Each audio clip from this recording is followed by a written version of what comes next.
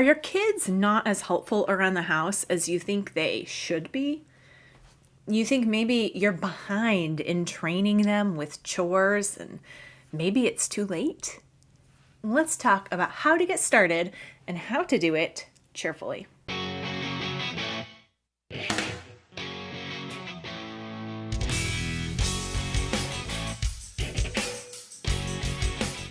Hi, I'm Mystie Winckler, homemaker, homeschool mom of 5, grandma, and author of the book Simplified Organization, Learn to Love What Must Be Done. I'm also hostess here at Simply Convivial. Convivial means enjoying life together. And isn't that the atmosphere that we want in our homes? We build a convivial life without perfectionism or overwhelm by learning to love what must be done, organizing our attitudes, and walking in fruitful faithfulness. My goal is to see as many women as possible become engaged, competent, cheerful Christian homemakers, and I hope that's you right now. But being competent doesn't mean doing it all. There are definitely things we don't do, and there's definitely a time to bring on the help of our children, even with regular daily chores. Let's talk about how to get started with a better chore routine. Grab a basket of laundry to fold and let's dig in. There is no doubt, it is true, there is a lot to do in the home. And it'd be nice to have a little help, wouldn't it? Whether it's unloading the dishwasher, taking out the garbage, sweeping the dining room, or just help putting stuff away, maybe folding towels. The options are nearly limitless on the things that our kids can do alongside of us to help us. And feeling behind or ahead, but I almost never hear anyone who thinks they're ahead of the game on chores or homemaking or anything. But feeling behind doesn't matter. Whether you're behind or ahead, if that was possible, you start where you are, no matter what. And so do your kids.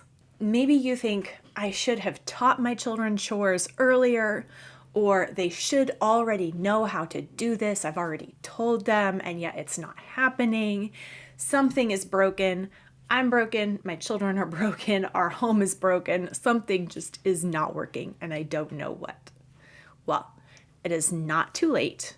You do not need a full chore system to begin either. Instead, I have 3 steps for you to get started in improving your family's chore routines, no matter where you're starting. The first step is, of course, a brain dump. Just write down on paper, get the stuff out of your head onto paper so that you can think more clearly about it. Write down the housework that has to be done every day. Just the things that have to be done every day. And better to put the things that have to be done every day. Maybe make a 2-column list. 1 column are the things that have to be done every day, like the dishes, and then the things that you would like to happen every day. It's a good idea to maybe separate those 2 out. What we would like to happen every day is usually not what has to happen every day. So make that list. And then step 2 is to pick 1 or 2 of those things that have to happen every day.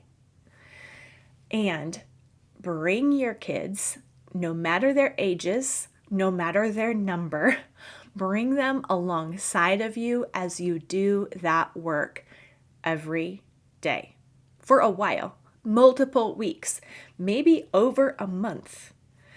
Often we either completely skip the training period with chores for our kids, just thinking they should automatically know what to do after being told once, or we move them into independent work with the chores much too soon. So be prepared for chores to take longer during this period and for chores to still take your time. Doing chores with the kids doesn't necessarily mean, and definitely does not mean immediately, that the work is off of your plate. Because your plate as mom is actually training the children. So family chore time, where your children are working alongside of you, is actually doing double duty. You are getting housework done, maybe not as quickly as you would like, but it is getting done. And you are discipling, apprenticing your children in the work and in life and in attitude, teamwork. You are doing a lot all at once. So let that thought help you be patient in this process where the work really does take longer. But when the children are working alongside of you, working with you, participating and contributing to the real family needs, then they will learn the skills that they need and the standards that you have by example rather than by lecture. Of course, there will be words involved. You will be telling them, but you won't just be trying to download those skills and standards as information right away and then expecting them to be able to run with that. We all actually learn best by imitation. So have your children just watch you. Have your children narrate what you're doing and have a good time with it. Let it be a lighthearted teamwork effort. Give them significant contributing work and don't be patronizing with them as you work together. After all, learning chores is all about practice. It's all about do-overs. And so do-overs is the third step in this 3-step getting started process. You need to allow time for do-overs, and you need to just have the expectation that you will be requiring do-overs when the children do not respond well or perform well. If they start arguing with you or being snarky with you, then pause, tell them what was not acceptable, what would be acceptable. Maybe make them leave the room and come back, depending on the age, and give them the opportunity for a do-over. So you want to expect that you will have to require do-overs from your kids, both in how they respond to the work or respond to you, and how they do the job also. And so if you're not expecting them to get it right the first time, then when you do have to require that do-over, you can require it without being too tyrannical about it or frustrated over it. You can be cheerful. You can be cheerfully persistent when you recognize that this is just a part of the process. This is a part of your job as mom, and you're doing it. So you can be totally fine that they need more practice. And you have to remember, in order to stay cheerful during this process, that the point is not getting the housework done faster.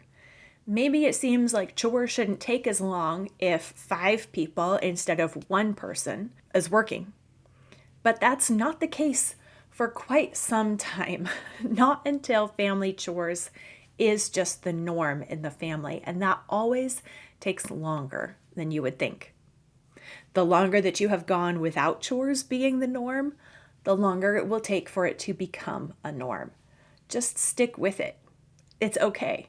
Start where you are, start where your kids are, and gradually build up your team, build up your skills, and recognize that more is happening than just cleaning the house. Getting those chores done is actually secondary to training our children, not just in how to clean, but how to handle life. Another note that I will say is your kids have to know that you are serious about follow through with chores before they will jump on board and become serious about their own follow through. So it's going to take more than one time of apprenticeship type co-working with the chores and your children. And it's going to take more than one time or 1 week of being very deliberate with the follow through on the chore chart or the routine or whatever you put in place.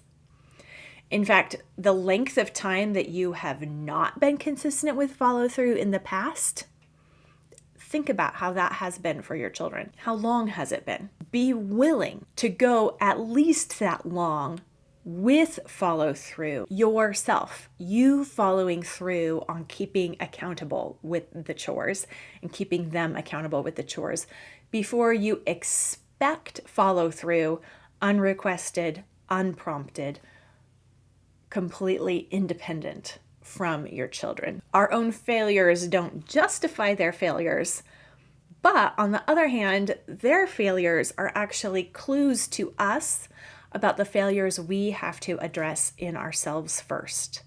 And so we have to be consistently repenting of our own lack of follow through, not just before God, but perhaps to our children. And then rejoice that we have another opportunity to practice.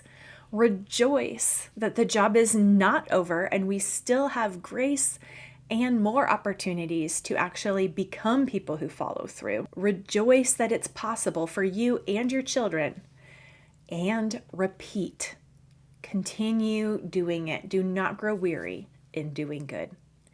If we start with ourselves and bring our children along for the ride, we will get far.